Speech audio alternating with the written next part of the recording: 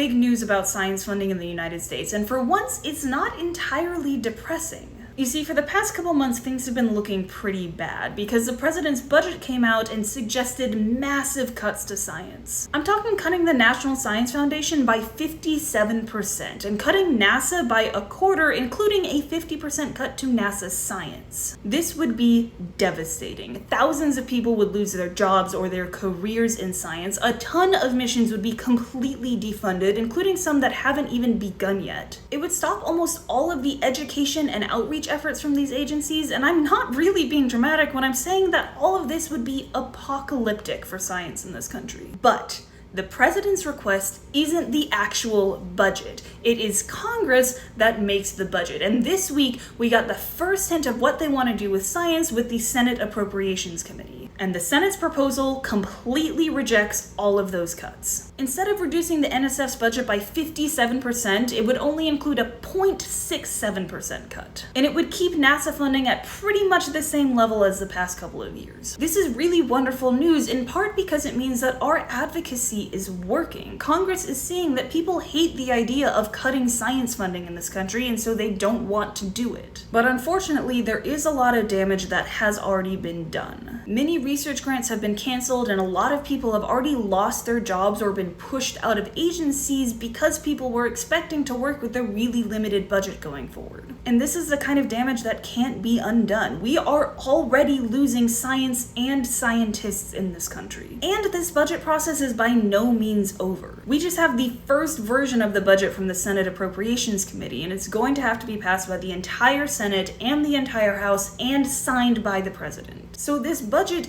is going to change in the coming months, and it's really important that we don't stop applying pressure to Congress so they don't cave to the massive cuts that the White House wants. If you go here, I have a bunch of information about what's going on in more detail, who you can contact, how you can contact them, and what sort of things you can say. Because while this is a great first step, there is a long ways to go, and we need to keep telling our government that we like science and that it's important and useful and should be funded. And we all get a say in that, so make your voice heard. I gotta say though, it feels really good to have not terrible news to share for once.